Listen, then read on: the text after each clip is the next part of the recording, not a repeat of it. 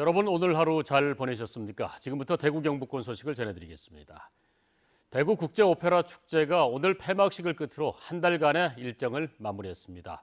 부정청탁금지법 시행으로 관람객이 줄까 걱정이 많았는데 오히려 공연 수입은 더 늘어난 것으로 나타났습니다. 조재한 기자가 취재했습니다. 어제와 오늘 무대에 오른 폐막작 BJ의 카르멘은 전성 매진을 기록했습니다. 대구 오페라 하우스가 성남문화재단과 함께한 작품으로 광주오페라단과 합작한 개막작 라보엠에 이어 다른 지역과의 교류 확대로 주목을 받았습니다. 크게 3요소는 배우, 관객, 무대거든요. 축제의 더구나 마지막 작품으로서 대미를 멋지게 장식하는 그런 상황이 된 것 같아서 참 개인적으로 기쁩니다. 올해는 부정청탁금지법 시행으로 초대석을 전체 10%에서 1%로 줄이면서 객석 점유율은 지난해 82%에서 75%로 다소 떨어졌습니다. 하지만 유료 관객은 더 늘어나 티켓 판매액은 지난해 2억 5천만 원에서 3억 3천만 원으로 많이 늘었습니다. 그만큼 저변이 확대돼 이전의 초대 관객이 유료 관객으로 바뀌었기 때문입니다. 대구 오페라 하우스는 앞으로 어린이 오페라 상설 공연을 추진하고 내년에는 대만과의 협연도 계획하고 있습니다. 시민들과 함께하는 것을 기본으로 두되 이제는 좀 더 특색 있고 좀 더 예술성을 확보해서 이제 유럽을 떠나서 아시아 시장을 개척하는 목표를 가지고 저희들이 내년은 준비를 하겠습니다. 특히 올해로 14회째를 맞은 대구 국제 오페라 축제는 부정청탁금지법 시행에도 폭넓은 관객층을 확인하며 대구의 대표 공연 축제로의 명성을 이어가고 있습니다. MBC 뉴스 조재한입니다.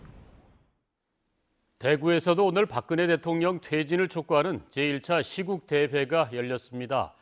시민들은 어제 대통령의 사과 담화가 현 사태를 너무 안이하게 보고 있는 것이라면서 대통령 퇴진을 요구했습니다. 양관희 기자가 취재했습니다.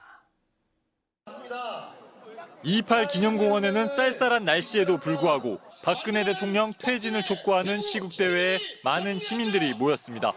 참가한 시민들은 저마다 촛불을 밝히면서 박근혜 대통령이 국정을 농단하고 헌법을 파괴했다면서 국정에서 빨리 손을 떼는 것만이 나라를 위한 일이라고 한 목소리를 냈습니다. 박근혜가 퇴진하라!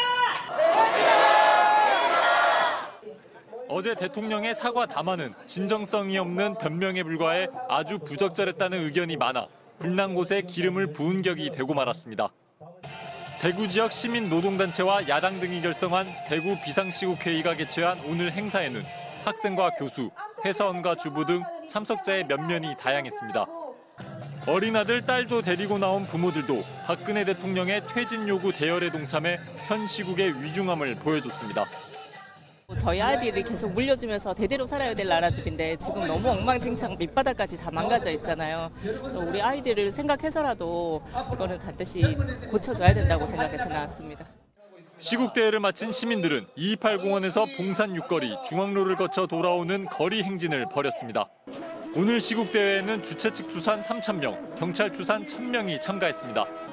대구 비상시국회의는 오는 12일로 예정된 민중 총궐기 집회를 앞두고 매일 저녁 대구백화점 앞에서 촛불 집회를 열 계획입니다.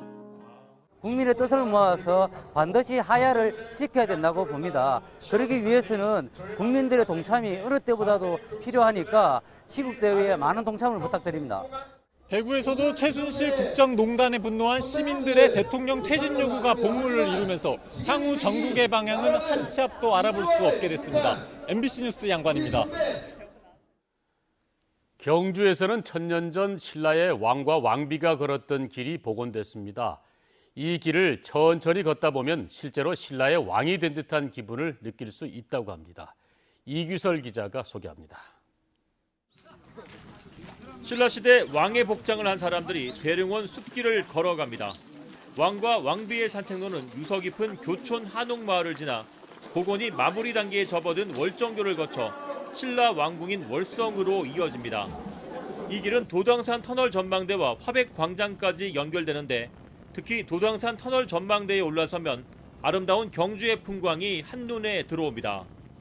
천년 전 신라 왕과 왕비의 산책로가 새로운 관광 명소로 재탄생한 것입니다.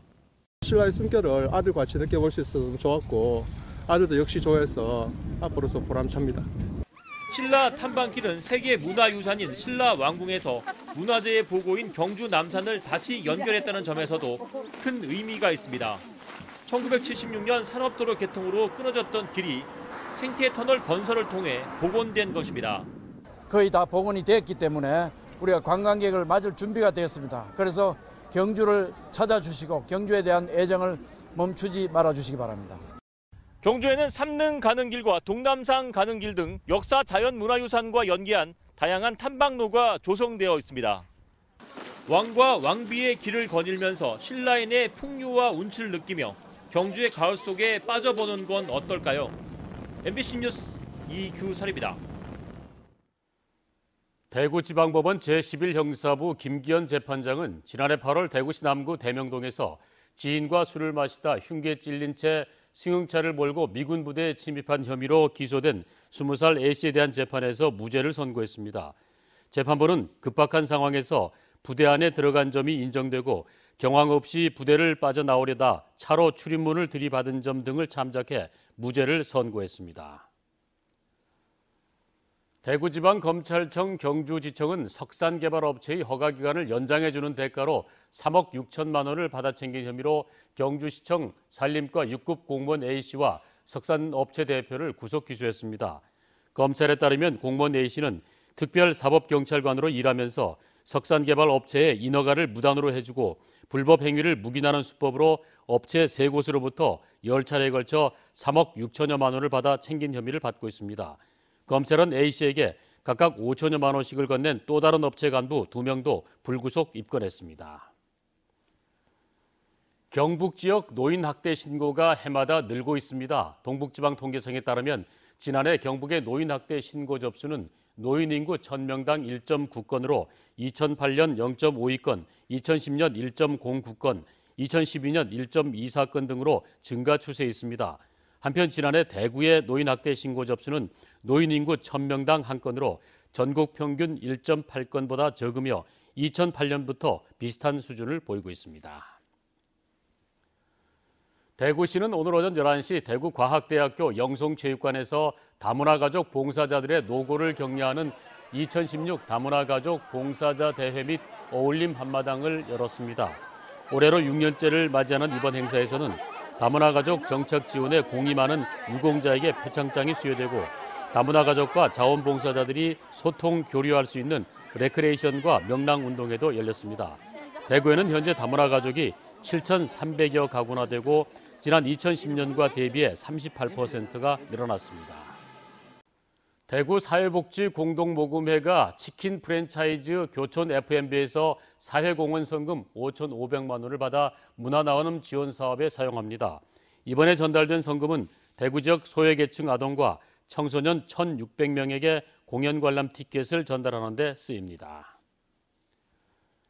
제2회 대구 MBC 문화원 문화예술 최고의 과정 총동창회 단합대회가 오늘 엑스포에서 1기부터 12기까지 원생 250여 명이 참석한 가운데 성황리에 열렸습니다.